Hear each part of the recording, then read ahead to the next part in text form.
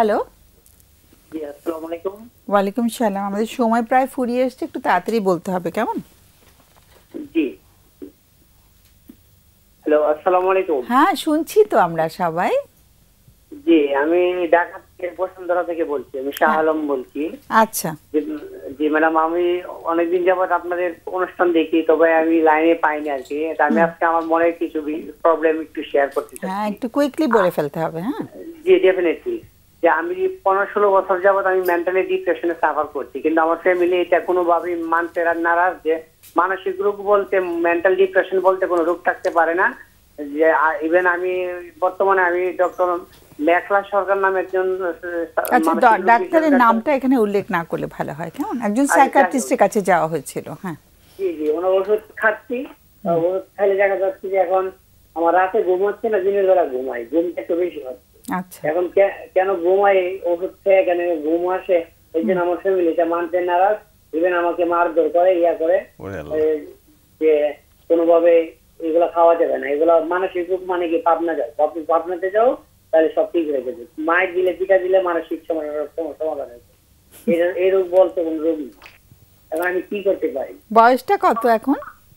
আমার বয়সটা 37 রানিং। 37। আচ্ছা আচ্ছা, ওকে।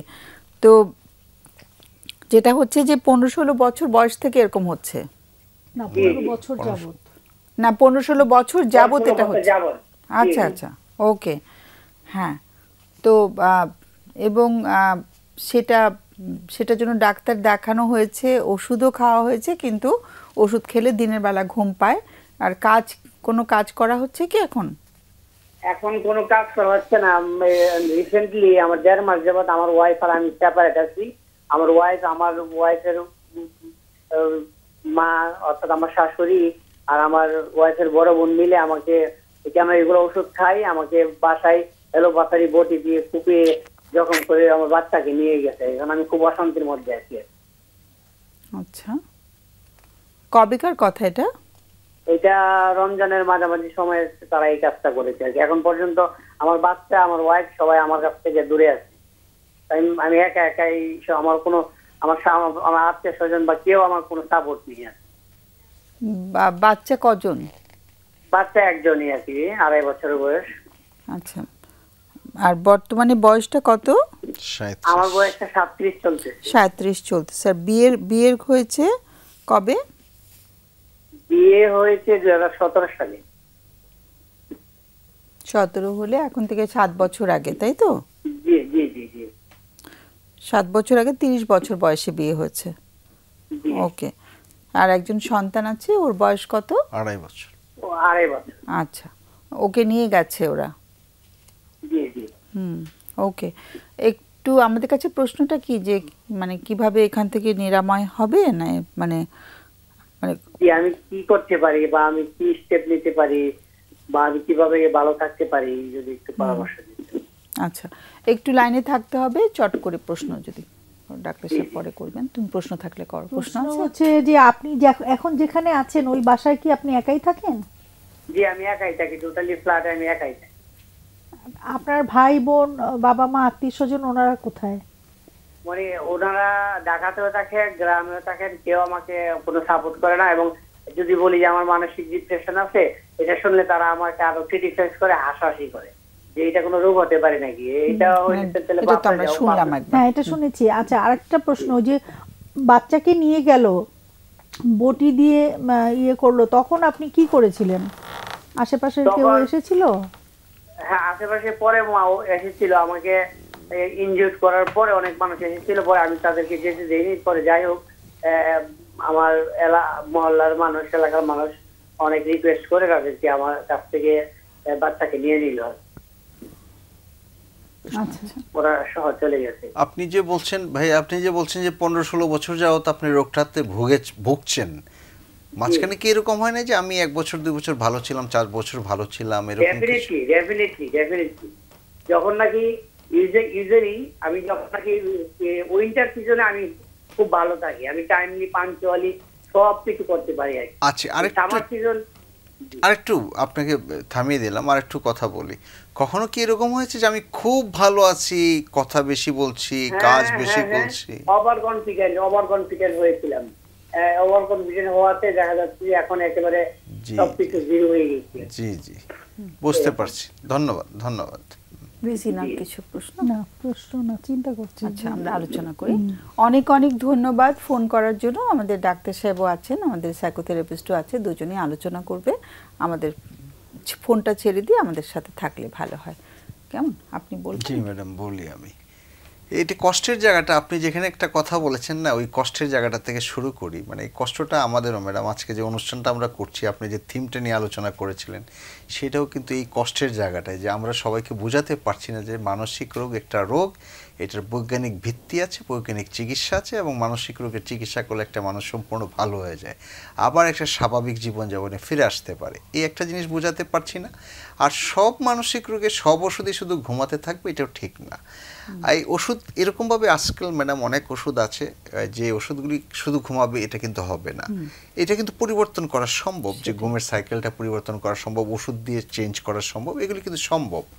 বাট যেটা সম্ভব হয় নাই আমাদের পক্ষে, যে আপনার ফ্যামিলিকে বোঝানো বা আপনার স্ত্রীকে বোঝানো যে এটা একটা চিকিৎসা করা খুবই দরকার। আমি যদি ওরকমভাবে বলি আর কি, যে ম্যাডাম একদিন বলেছিলেন যে এরকমভাবে বলা ঠিক কিনা, যে আপনার রোগটার নাম বাইপোলার ডিসঅর্ডার। এই রোগটার চিকিৎসা করলে কিন্তু ভালো থাকবেন। এবং এই যে আজকে যে আপনার বাসায় যে অশান্তিটা হচ্ছে, হয়তো আপনি অনেকদিন ভুগেছেন, বা এই জন্য আপনার স্ত্রী হয়তো সহ্য করতে পারছেন না, অথবা আপনার স্ত্রী হয়তো বুঝতে পারেন না যে এটা একটা রোগ এবং চিকিৎসা করলে ভালো হয়। আপনার ভাই বোনেরা সাহায্য করছে না, তারা হাসছেন যে এটা কোনো একটা রোগ হলো। এটা না, আমি আমাদের ব্যর্থতা হিসেবে নিচ্ছি, এই জন্য যে আমরা হয়তো সবাইকে বোঝাতে পারিনি, সবার কাছে পৌঁছতে পারি নাই যে এটাও একটা মানসিক রোগ এবং এটার চিকিৎসা করতে হবে। আমি শুধু এই কথাটাই বলবো যে আপনি নিজে চিকিৎসাটা করে নিজে ভালো হন। আপনি যেহেতু এটুকু বুঝতে পারছেন, আপনি যেহেতু ডাক্তারের কাছে গিয়েছিলেন, আপনি চিকিৎসা করুন, আপনি নিজে ভালো হয়ে যান। ভালো হলে কিন্তু আপনি আবার প্রতিষ্ঠিত হতে পারবেন, প্রতিষ্ঠা করতে পারবেন। আমি একটু জানতে চাচ্ছিলাম, যেহেতু আপনি ডক্টর, জি ম্যাডাম। মানে ও বলছিল যে ওষুধ খেয়েছে, একজন সাইকিয়াট্রিস্টের কাছে গেছে সে, কিন্তু রাতে ঘুম হয় না, দিনের বেলা ঘুম। এটাও কিন্তু মানে পরিবর্তন করা সম্ভব। আজকাল যে আমাদের কাছে যে সমস্ত ওষুধ আছে, সেই ওষুধে কিন্তু আপনার এই ঘুমটা, যেখানে ঘুম লাগবে না সেখানে ঘুমের ওষুধ আর দরকার হবে না। কিছু ওষুধ আছে যেগুলি আমরা ঘুম তৈরি করবে না, অনেক রকম ওষুধ আছে তো ঘুম তৈরি করবে না, সেই জন্য ফলো আপটা দরকার, অন্য কোনো মেডিসিন ফলো আপটা দরকার। তাহলে ওই ডাক্তারই ওষুধ অ্যাডজাস্ট করে দিবে। ফলো আপটা যেন আপনি করেন, এই অনুরোধটা মানে আবারও ডাক্তারের কাছে জি ম্যাডাম, ওইটা মতামত নেওয়া। হ্যাঁ, আমি আসলে মানে কি বলবো ভাবছি, সেটা হচ্ছে পারিবারিক সম্পর্কটা নিয়ে আমি একটু চিন্তা করি। যদি এই কেসটা, যে সে কতটা অসহায়, তার আশেপাশে কেউ নেই, আমি ওই জন্য প্রশ্ন করছিলাম।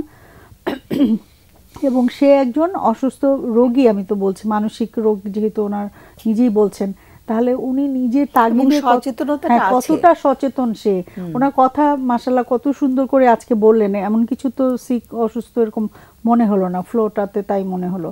তো এই যে ওনার এত তাগিদ, পাশে একটা মানুষ না, একটা বন্ধু নাই, এই জায়গাটা আমি আসলে তো মানবতার কাজ তো করেছি অনেকদিন, ওখান থেকে আমার জিনিসটা আরও ফিল হচ্ছে যে কেউ না থাকলে বন্ধুও তো পাশে দাঁড়াবে, একটা না একটা মানুষ তো দাঁড়াবে, না হয় এলাকার মানুষ দাঁড়াবে।